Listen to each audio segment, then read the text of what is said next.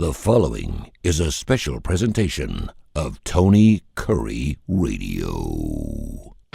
Keep your mission on your mind and your mind on your mission.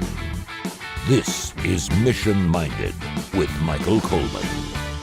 Welcome back to a Mission Minded. He's the CEO of the Heart of Alabama Food Bank, Michael Coleman. I'm Tony Curry. We do the show every single week. And it's a great show because, we talk not-for-profits, and, of course, we have a bite-by-bite show we do right after this. You can also hear on Tony Curry Radio, and we play those things at least 5 times a week. But this is all about business, and so you and I were speaking prior to the show. First of all, how are you doing, sir? You doing good? Everything fine? Yeah.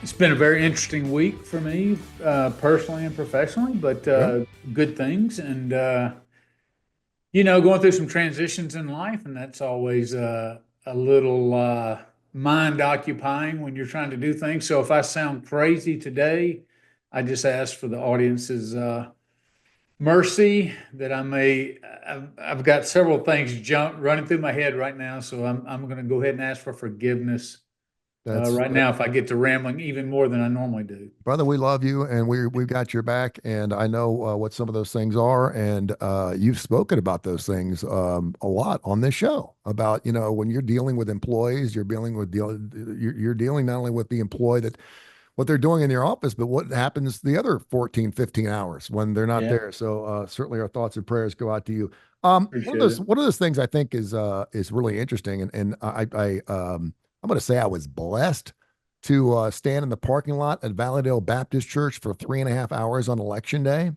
And I will say this: I almost felt like I needed to tell people how I felt about the elections, not which side I was on, because I didn't tell anybody which side I was on, and quite frankly, I didn't know who I was voting for until I sat down in front of the ballot. I said a prayer, and it came to me. That's how tight it was for me. But we had a guy with a scooter in front of us. He had the Trump MAGA hat on. He had the sign on the back, and I'm kind of like, and he was 90 something years old.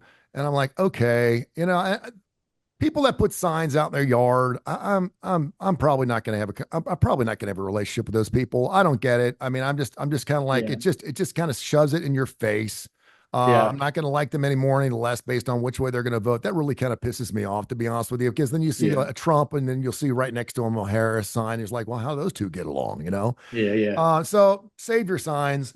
So I was talking to a guy who obviously was squarely in the Trump camp, and then the woman in front of me was squarely in the Kamala Harris camp. And I said, it's funny because we talk about how divided this country is. And we may be divided in the way we look at our and I know from the common vote, it was about 50-50, 51-49. Obviously in Alabama, we're highly Republican. So chances are we're going to get along with our own a lot better than we would if we moved out to California. Okay. Sure. If you took Alabama and moved it next to California, would we have the Hatfield McCoys? We might. So I took that into account, but I also said, I don't see it. I don't see it. I don't see where we can't get along because the sun's still going to come up tomorrow morning. It ain't going to be Saturday before we know who the winner is. There's no conspiracy going on here. We have the best election. There was some organization out in Utah that brought in all these electoral people from all over the world to see how we do our voting process. And there was like 80 different countries that are involved. And every one of them said we have the best voting system in the world. It's amazing because some countries go years before they can figure out who in the hell won their election. Here, we know within 12 or 13 hours. It's amazing. And we're talking we had 160 something million, but 360 million people. It really is. We're just so damn spoiled. And I said, I'm sitting here having a conversation with you, and you obviously are going Kamala Harris. I'm having a conversation with you. The guy behind me started getting on my nerves a little bit because he started talking politics, and, he started throwing things out. You could tell by the way I was reacting. He's like, oh, I guess you don't feel that way. And I said, no, I'm just not going to, I'm not, we've been talking about this for 4 years. I'm here to vote, and I'm ready to go on. If you want to talk about the Cincinnati Reds or talk about college football or something, let's go. And we did. But certainly in the workplace, it's a little differently. Now, in a state like Pennsylvania, where it is right down the middle, 50-50, you may have more people that don't get along in the workplace or in line to vote. Can you talk a little bit about that and how that impression happens in our workplace as well when we're talking about something that is as passionate as politics in this country? Yeah, we have 50 employees. We have some employees here that are incredibly engaged in what's going on, intimately involved and aware, follow the issues, can articulate the issues. And of course, um, unfortunately, when there's an election, some people come in and you see long faces. So it doesn't take you long in this particular case to see who was supporting Harris. And in other cases, there's people who have big smiles and of course, in this case, they're supporting Trump. One of the things I try to do, and I've talked to this before, is be very careful and not present. My goal is if I could lead this organization in the By the way, public. is there a reason you're wearing a blue shirt today for today's show? I just wanted to know because you got the red behind you, but you got a really solid blue shirt. I just want to make sure that we knew what. Just kidding. Go ahead. Continue. Go ahead. No, it's good. No, there's no hidden messages there. Um, so the problem is, and I see it all the time. So I'll just give you an example. I had an employee, one of my directors, and I walked by and her office, and I just said, "Hey, how you doing?" Well, this whole election has me frazzled, and I was like, "Oh, really?" I mean, I didn't know what her politics were. Mhm. And she's like, yeah. And then she just rattles off all these things about why this was a mistake. And she's trying to explain the results of the election. And um, I didn't challenge any of that. I just listened. The same thing happened. We have Trump supporters and they are happy and exuberant and they're talking about why the country's going to be saved. And I didn't agree or disagree. I just listened. Um,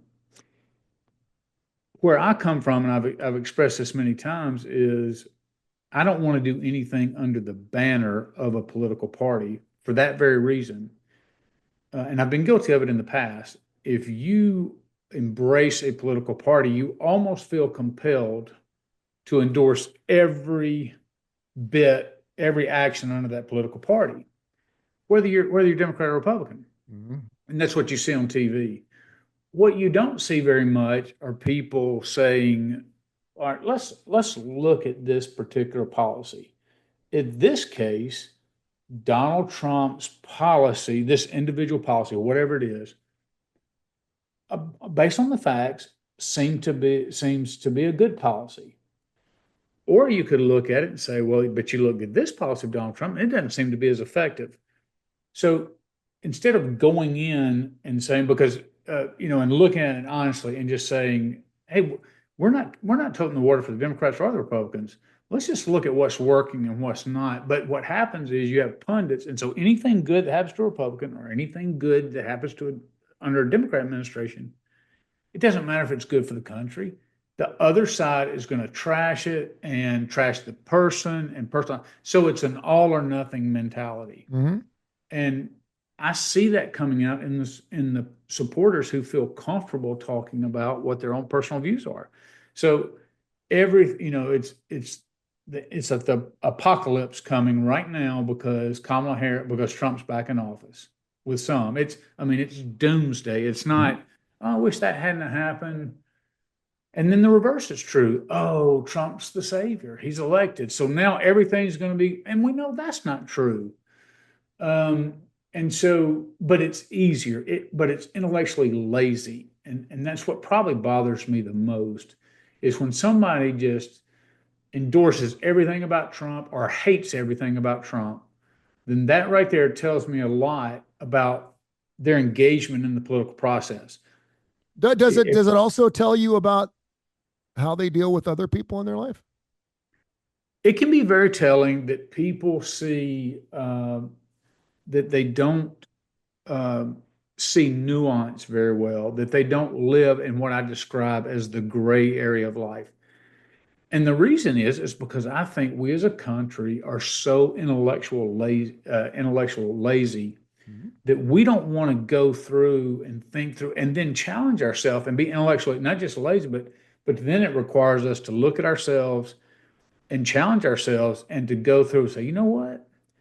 this belief here is not consistent with this belief here. So, and how do I balance that out? And what it ultimately means is I'm going to have to change my position to make it more consistent because they seem to be, but this Republican Party or the Democrat Party endorses all this. I've got to do it. So instead of looking at each issue and say, well, over here, I think I side with Trump on this issue. Over here, I would favor Kamala more. So you're weighing it all out. But most people are not like that. Most people are like, I'm a Democrat or I'm a Republican, and it's all or nothing. And I will say this. I do think there are more people in the middle than there ever has been, because I like some of the policies of the Democrats. I like some of the policies of the Republicans. I have voted both Republican and Democrat last two elections. And some people think that's crazy. I know that right at the top of the ballot says straight Republican, straight Democrat. Yeah. That's the way my dad did. He's straight Republican. Just hit all you got to do is do that, and you're done to go. Maybe that's because he didn't want to spend 15 minutes voting on things he didn't know he was talking about. But but until we have a choice to pick someone down the middle, then we're forced to elect the lesser of two evils. And I think that's what makes it really difficult for a lot of people in this country, because I think a lot of people feel like you and I do. I know where you will come from, and I know where I come from. And you were spot on right at the beginning of the show. You said, man, if you go in with Donald Trump or Kamala Harris, you're all of a sudden supposed to be a proponent of everything they believe in, everything from abortion rights to the way they run the economy to what they're going to do with immigration. And it's just not true, because normally, I wish I could take both those people, put them together, and create something that has policies that I like from both. And you continue. Well, and the way my mind works, for better or for worse, is I always ask, okay, that's a reality. What you just said is 100% true. That's the current state. So then I say, okay, we've got to then, okay, that's one layer. Let's peel that layer back and see what's underneath that. Why do we end up in this oversimplistic all or nothing mentality? I'm a vote Republican. Because really, if you think about, hundreds of millions of dollars were spent to sway about 10% of the public that was undecided. And even those undecided, for the most part, are not uninformed. Some of those could undecided lean Republican, undecided lean Democrat. So, but I want to know, to really influence somebody on a position, how do we do that? If you not necessarily influence somebody, I shouldn't say it like that, but to just understand what the problem is. What we're seeing is how the problem manifests itself, which is, it's an either or. The question is, what drives us to do that? Why is there such division? Why isn't it like the Tip O'Neills, who was Speaker of the House back in the day with Ronald Reagan, and they would fight vigorously for their positions, but go share a beer after work? Mm-hmm. Why has it gotten so nasty? And I've said this before, I just remember when Reagan said, hey, I'm going to fight for my issues vigorously. If I can get 70% of what I want, I will give the other person 30%. I'm going to plant my flag at that 70%. And then I'll compromise on the other 30%, but I'll fight for the other 30% on another day. Yeah. But this is both parties. They're like, it's 100% or nothing. And so, because compromise is now interpreted as weakness, failure to stand up for what you believe in, and all that. But when you have people this country is virtually split right down the middle, compromise is a good thing, because you don't have extremes on either side of the political spectrum taking charge. And so you get a bunch of people in the room. Nobody in that room is going to be able to dictate everything they want. And that was one of the things that Trump, I think, came to terms, well, I don't want to say he came to terms with it. He recognized it right away. Was he came in, I'm president, I want this, this, this, and this.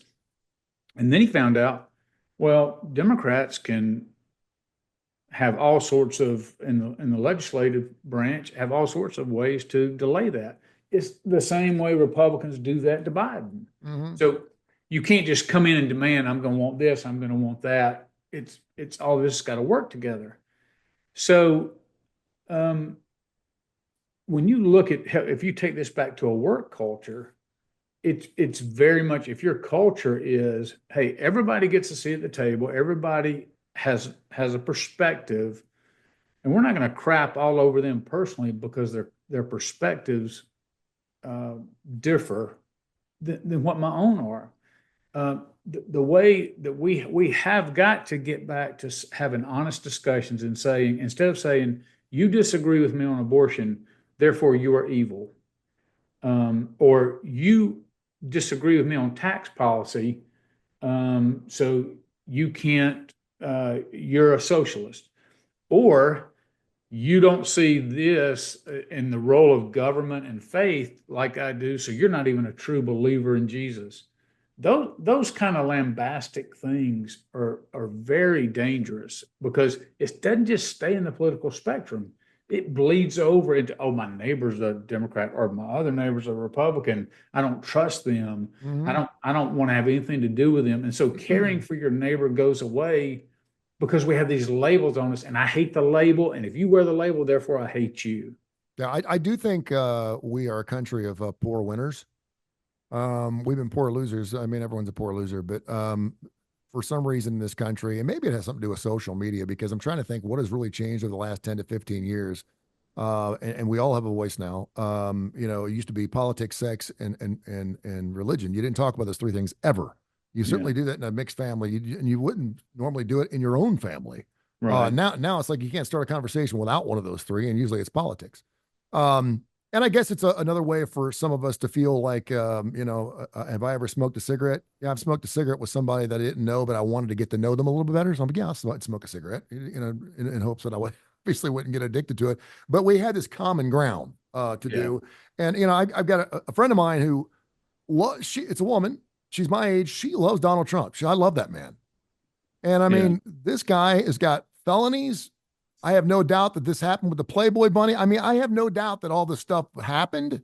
yeah, And I'm looking at her, and she's got two daughters, and I'm like, and she believes that Kamala was actually at one of these P. Diddy parties where he was doing the freak out. I said, oh, really? Do you really believe that? She's like, oh yeah. And I was like, and so I can't have a conversation with a person like that, because yeah, it's just it's too crazy. But I mean, I pray for those people. But we used to have a softball team in our building, and there was enough people that we had two teams. And so we played each other. One team was always better than the other. And man, we played on Sundays, and we used to give the other side all kinds of hell on Mondays. And you yeah, could tell it started to get on their nerves. And I'm kind of like, we're sore losers. We're having yeah, fun here. We're doing it to raise. The only reason we have a softball team is to raise the emotional and the spiritual foundation of what we're doing here together. So we're on the same page. We can have fun playing with each other right. outside this office building, Yeah, which is what politics is, because you don't follow politics inside of an office building. It's outside. And so it's like, shut up. You won the game. That's why we shake hands after games. That's why I have yeah, a real issue with people who don't want to shake hands after games. And again, then you've got half of America who's got some type of moniker. You don't even know who the hell they are on social media. They can say whatever they want. I mean, I could, I yeah, could, I could put out a picture of, I've mentioned I got off social media for a while and I haven't been back on. I post a picture of my daughter in a beautiful Easter dress, and someone's got something. Is that the kind of girl you used to see stripping up at Sammy? I'm like, come on, what are we doing here? I mean, yeah. so Well, um, that's where politics has taken us. And I go back to what I was saying earlier about being intellectually lazy. It used to be, you could take this in the faith arena. If you were a Methodist or a Baptist or a Pentecostal or Catholic, whatever it was, you knew what your denomination stood for. In other words, people would say, I'm a Methodist because I believe this about Jesus, these mhm, particular doctrinal tenets. It was not a judgment against, it's just, hey, when I interpret the scripture, this is what I believe. They would read newspapers and they would be informed about the issues and they would make educated choices. That create then you have a real debate of ideas where you can get down into the weeds sometimes, and they would say, okay, this is what I believe is right. And they were not exempt from some of that. Hey, I was raised in this family. I'll always be this type. I'm going to raise my kids this way, my grandkids, whatever. But it was just a different dynamic. It wasn't the hatred and the demonization of one another that we see in our world today. So I go back and talk about this because the simple is, tell me what's right. Now,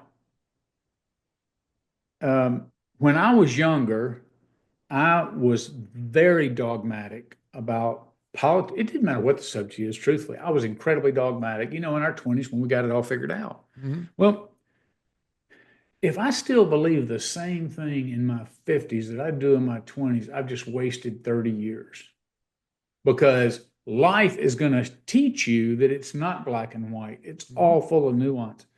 I have policies. I tell the employees this all the time. All our policies are in black and white. They're very clear to read. But when you take written policies and apply them to individuals, the black and white goes away because when individuals come to you for assistance, there's a myriad of variables in there that you cannot anticipate that sometimes if you only look at the rules, then it's going to preclude you from being able to help people. So I'm like, okay, I want you to know the rules, but I want you to know more so what are the intent of the rules. And if the rule itself is getting in the way of helping somebody, but the intent does not, then we're going to follow the intent of the law and not the rule of the law. So, and I learned that. And so then you're saying, okay, well then who interprets that? It gets very gray sometimes. And it's not a clear black and white. Oh, this person deserves food. This person deserves government assistance. This person does not. It gets very messy and it gets very different shades of gray. And when people go through that, though, it draws you into people's situations. I can have more empathy for somebody because I can take the time to not just classify them in a category. Oh, you qualify, you don't. We do that politically. It's like, okay, if I'm going to be a Democrat, then tell me everything Democrats are supposed to believe, and I can just turn around and spit that out. I'm supposed to be pro-choice. All right. And you see it on college campuses all the time. Young people come up and women are out there protesting, and somebody who's pro-life may come along. And I'm using this issue. I know that's a sensitive issue, but it could be any issue along this lines. You'll hear one side and go, okay, what do you think? Explain to me why you're pro-choice, or tell me. And they start walking through some of the details, some of the science, and you can tell they cannot articulate their positions. They will throw out things, talking points that they've heard on TV shows and stuff. And they're so passionate. You would think, well, this guy, they've really had to have dug into the information. And they're intellectually bankrupt. They can't speak to the issue. And yet they'll call you a fascist or Nazi if you oppose them. Yep. But that's the level we are. It's so much easier to say, this is what I believe, even if I don't know it. And I'm going to call everybody else a Nazi. Let me give you one good example. This is one of the issues that I think hurt Kamala Harris more than anything. I say there's about three, but one of those was her choice for VP. Now, here's why I think, and this is just my own political assessment, and so it's worth absolutely nothing. But when you look, she picked Tim Walsh out of Minnesota. Minnesota is usually a pretty reliable blue state. Who by the way, and again, we're not picking sides here, but I didn't see him one time in front of a microphone. I saw Vance almost every day. I did not see Walsh maybe one time, and I watch a lot of news, but continue. Yeah. So whether you like him or not, he got FaceTime. Yeah. Well, a lot of people were encouraging her to take Shapiro out of the governor of Pennsylvania. Sure. So at least the word is, the left, the political left, was so pro-Palestinian that to pick somebody who was Jewish and his record was in support of Israel was too hot. And so she goes and picks this guy who has a very progressive agenda mindset or whatever. And so here's Shapiro. She could have probably carried Pennsylvania, and what would that have meant, or had somebody out there articulate some of those views, a more moderate view. But because the political left is so pro-Palestinian, and yet I see Jews like Queers for Gaza, LBGT, and I've seen literally people come up as men on the street and go, tell me why there's queers for, or LGBTQ, whatever, for Palestinians. And they're like, oh, because, there's Israel's are Nazis, which is really ironic, calling somebody from Israel a Nazi, since that's who oppressed them. And then I've seen them go, well, you do know, if you were openly gay in Palestinian in Palestine or in Gaza, that it's okay. They would kill you.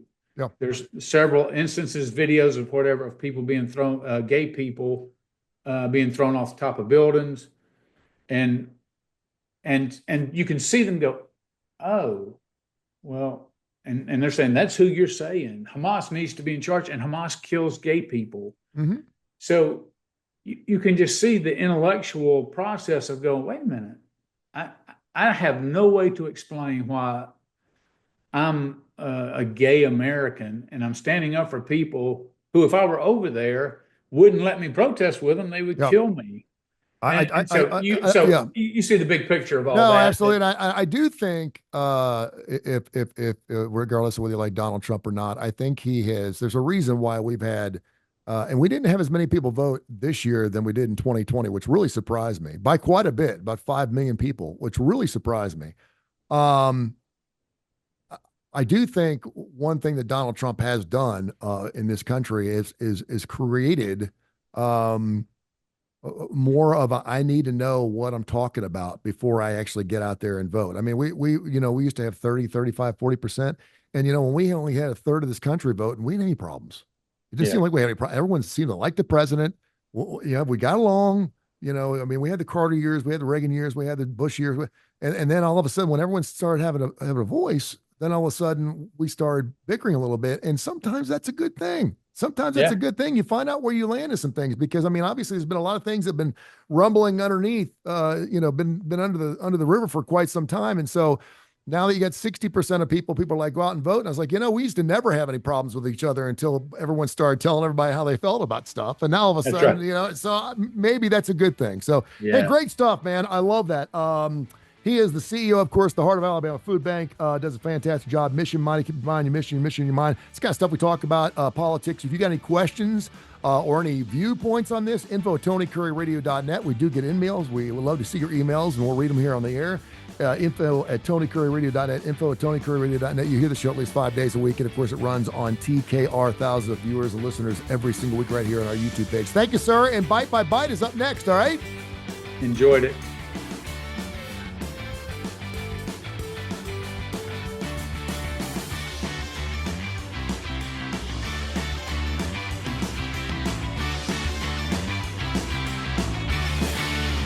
This has been a special presentation of Tony Curry Radio.